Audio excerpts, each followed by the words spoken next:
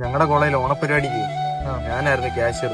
അപ്പൊ അവന്മാരൊക്കെ ഇപ്പൊ പറയുന്നു ഞാൻ പൈസ മുക്കിയെന്ന്. കുറച്ച് മുക്കിയിട്ടുണ്ട്.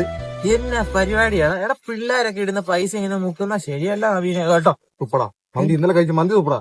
അതായിരുന്നു പിന്നല്ല ഭക്ഷണത്തിന് വേണ്ടിയൊക്കെ മുക്കുന്നതിന് തെറ്റില്ല. ബാക്കി പറ. കുറെ ആരോപണങ്ങൾ എനിക്കെതിരെ വന്നിട്ടുണ്ട്. അതിനൊക്കെ ഞാൻ മറുപടി കൊടുക്കുന്നുണ്ട്.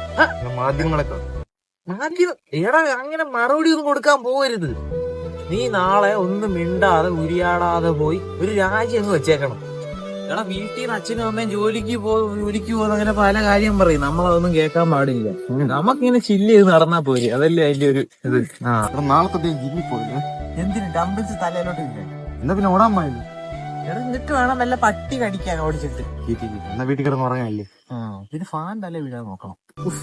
എടാ അതൊക്കെ നീ എവിടെയെങ്കിലും കൊണ്ട് ഇടിച്ചു കയറ്റിയ എയർ ബാഗ് ഒക്കെ പുറത്ത് വന്ന് വൻ വിഷയമാകും. അത് വേണ്ട, ഒന്നും വേണ്ട. നിനക്ക് ഞാൻ നല്ല എയർ ബാഗ് നല്ല ഫ്രഷ് വേണ്ടി സെറ്റ് ചെയ്ത് തരാം.